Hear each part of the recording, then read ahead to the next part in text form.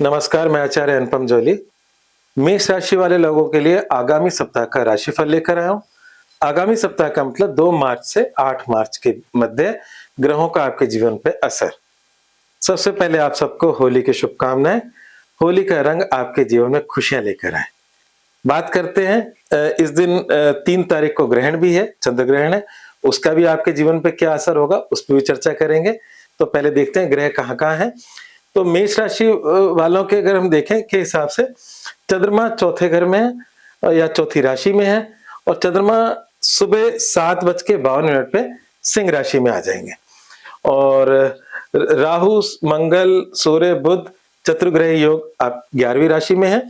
12वीं राशि में शनि और शुक्र है और मिथुन के अंदर बृहस्पति और केतु सिंह के अंदर है। तो बात करते हैं इनका आपके जीवन पे क्या प्रभाव पड़ेगा। जो चंद्रमा है, जब मैं कहता हूँ सावधान रहने का, तो चौथा चंद्रमा अच्छा नहीं होता। हालांकि वो चंद्रमा सुबह ही चेंज हो जाएगा 7:52 पे, पर 5वां चंद्रमा भी कुछ चिंताएं देता है। शिक्षा संबंधी चिंता, प्रेम संबंधी चिंताएं, पूजा पाठ में कुछ अड़चने। तो कुछ मतलब चंद्रमा की स्थिति चिंताजनक होती है, कुछ बुरी होती है और कुछ अच्छी होती है। तो यहाँ पर ये चिंताजनक है, डरने वाली कोई बात नहीं है। इसको हमारे ज्योतिष की परिभाषा में बोलते हैं पूजनीय। तो अगर हम कुछ छोटे मोटे जप तप दान करते हैं तो हमारी समस्या समाप्त भी हो जाते हैं। तो 2 मार्च से 4 मार्च दोपहर 1:46 तक सिंह का चंद्रमा रहेगा, जो छोटी मोटी चिंताएं दे सकता है। शेष सप्ताह बहुत ही अच्छा है, आपके पक्ष का है। बात करते हैं ग्रहण आपके जीवन में क्या प्रभाव लेकर आएगा। तो ग्रहण आपके 5वीं राशि में हो रहा है, पूर्व फाल्गुन नक्षत्र के अंदर हो रहा है। तो मेष राशि वाले लोगों के लिए ये ग्रहण कोई खास अच्छा नहीं है। ये थोड़ा सा स्वास्थ्य और मानसिक चिंताएं दे सकता है। बाकी बातें करते हैं। अच्छा, ग्रहण का असर आजीवन नहीं होता, ये टेम्परेरी होता है। आसमान में ग्रहण होता है और उसके बाद निकल जाता है, पर वो थोड़ा बहुत असर इन राशियों पे छोड़ जाता है। तो मेष राशि के हिसाब से ग्रहण उतना अच्छा नहीं है। बाकी राशियों का फल बाद में बताएंगे। तो यहाँ पर अगर हम जीवन के कुछ पहलुओं की जिक्र करें, स्वास्थ्य से शुरू करते हैं। तो स्वास्थ्य के अंदर अगर हम देखें तो जो ये पूरा हफ्ता है उसमें सिर्फ मैंने जैसे शुरुआत ही कर दी थी कि स्वास्थ्य 3 प्रकार का होता है, मन, तन और आत्मा। तो यहाँ पर माइंड बॉडी सोल की अगर हम बात करें तो मानसिक चिंताओं से मिला जुला स्वास्थ्य बना रहेगा, क्योंकि सूर्य भी थोड़ा सा डिस्टर्ब है राहु के साथ और चंद्रमा केतु के साथ। तो ये जो हफ्ता जो ग्रहण है थोड़ा सा मानसिक चिंताएं दे सकता है, शारीरिक कष्ट दे सकता है। तो हमें उसके लिए करना क्या होगा, करना होगा इस ग्रहण पे दान। इस ग्रहण पे दान किस प्रकार का, आप अपने पूर्वजों के निमित्त भी दान कर सकते हैं। आप चिड़ियों कबूतरों को दाना डाल सकते हो, गाय को रोटी डाल सकते हो, किसी भूखे को भोजन करा सकते हो, कपड़े दे सकते हो। तो जहां भी जो भी नीडी दिखे वो कर सकते हैं। जहां मैंने चिड़िया कबूतर का बोला वो केतु का उपाय है। तो कुल मिलाकर बात यह कि इस मतलब ग्रहण के अंदर अगर आप दान करेंगे तो शारीरिक कष्टों से भी मुक्ति पा सकते हो और उसमें कमी हो सकती है, मानसिक चिंता भी कम हो सकती है। करियर, व्यवसाय और नौकरी, वित्त की अगर हम बात करें तो वो एक समय आपका अच्छा चल रहा है। इसलिए चल रहा है क्योंकि 11वें घर से गोचर जिन भी ग्रहों का होता है वो सिर्फ लाभ ही देकर जाते हैं और ये सत्य सिद्ध बात है। तो इस समय मेष राशि वाले लोगों के लिए बुध, सूर्य, राहु, मंगल, ये सभी के सभी ग्रह इनकी 11वीं राशि से गुजर रहे हैं और जब 11वीं राशि या 11वें भाव से गुजर रहे हैं तो ये लाभ देकर जाते हैं। तो इसलिए परेशानियां जरूर रही होंगी इस हफ्ते ग्रहण की वजह से, पर आपकी करियर और कमाई में अंतर नहीं आ रहा। वो लगभग ईश्वर कृपा से ठीक है और बल्कि आय के नवीन स्रोत भी आपके डेवलप हो सकते हैं। पर इस हफ्ते एक बात पक्की है, जितना कमा रहे हो उससे ज्यादा खर्च भी कर रहे हो, क्योंकि शुक्र जो है वो उच्च के हो रहे हैं आपके व्यय भाव में। तो यहाँ पर शनि शुक्र की युति आपके व्यय भाव में है।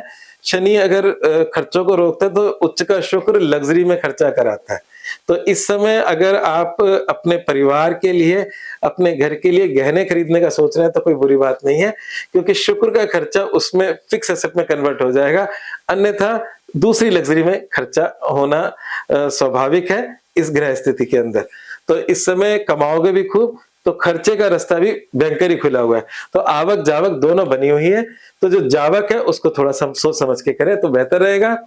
प्रेम संबंधों में बड़ी चिंता की बात है, क्योंकि प्रेम संबंधों में जैसा मैंने शुरू में बोल दिया था कि चंद्रमा 2 मार्च से 4 मार्च तक सिंह राशि में रहेगा और सिंह राशि में ही ग्रहण पड़ रहा है। तो इसलिए अगर विगत में कोई प्रेम संबंध चल रहे हैं तो उसमें कड़वाहट आ सकती है और कहीं न कहीं इस समय प्रेम संबंधों के लिहाज से समय बिल्कुल भी आपके पक्ष का नहीं है। तो इसलिए थोड़ा-सा संभल कर चलें, अपनी तरफ से कोई गलती ना करें। बात करते हैं वैवाहिक जीवन की, तो वैवाहिक जीवन के हिसाब से समय अच्छा है। शुक्र वैवाहिक जीवन का स्वामी है और कारक भी होता है, उच्च के चल रहे हैं और जिस स्थान से वो चल रहे हैं वहाँ एक रूट प्लैनेट जो थोड़ा-सा सख्त है वो है शनि। शनि बैठे हुए थे तो थोड़ा-सा इसे हम मतलब शैया सुख का घर कहते हैं। तो वो कई बार वैवाहिक जीवन में छोटी-मोटी अड़चनें देता है, और शुक्र देव के वहाँ उच्च के होते ही वो अड़चनें भी समाप्त हो गई। तो प्रेजेंट समय में वैवाहिक जीवन के लिहाज से समय बहुत अच्छा है, परंतु आपके प्रेम संबंधों के लिहाज से बहुत बुरा है, उसमें बदनामी भी आ सकती है। तो बात करते हैं आपके सप्ताह की शुभता के लिए क्या उपाय करें और मूल मंत्र क्या है। तो सप्ताह की शुभता के लिए गणपति अथर्वशीर्ष का पाठ करें। गणपति अथर्वशीर्ष का पाठ आपके लिए बहुत ही लाभकारी रहेगा। बुध वक्री चल रहा है, बुध इसको राशि के लिए की प्लेनेट नहीं है, मतलब मंगल बुध को पसंद नहीं करता, परंतु मतलब आपके लाभ भाव से गुजर रहा है, वक्री है, तो उसकी डिस्टरबेंस को कुछ कम करने के लिए गणपति की उपासना करना आपके लाभकारी होगा। अगर आप गणपति अथर्वशीर्ष का पाठ नहीं कर सकते, कोई बात नहीं, आप मात्र दूब जो घास को कहते हैं, हरी दूब उनके चरणों में चढ़ा सकते हैं गणपति जी की मूर्ति पे, वो भी लाभ देगी। ओम गम गणपति नमः का जाप कर सकते हैं, वो भी लाभ देगा। तो ऐसा कोई भी आप गणपति जी की पूजा करते हैं वो आपके लिए श्रेष्ठ होगी, आपकी जीवन की डिस्टरबेंस को कम करेगी, क्योंकि बुध यहाँ पर रोग ऋण रिपु बीमारी उधारी शत्रुता कोर्ट कचहरी इन चीजों का भी स्वामी है। तो इसलिए गणेश जी को नमस्कार करके उनके देवता को अगर नमस्कार करोगे तो इन चीजों में कमी आती है, आपकी बुरी चीजें ठीक होती हैं। अब बात करते हैं आज का मूल मंत्र क्या है इस हफ्ते का। तो आज का धन निवेश कल को मजबूत करने वाला साबित होगा। अगर आपने धन निवेश नहीं किया तो आपके दूसरी चीजों में खर्चा पैसा निकल जाएगा। तो इसलिए आपका मूल मंत्र यही है कि उच्च का शुक्र आपके खर्चे के भाव से गुजर रहा है, तो इस समय निवेश करना आपको आगे जाके मजबूती दे जाएगा। आज बस इतना ही। अगर मेरा राशिफल समझ में आ रहा है, अच्छा लग रहा है, आपका मार्गदर्शन हो रहा है, तो जरूर मेरे चैनल को सब्सक्राइब करें, लाइक भी करें, शेयर भी करें।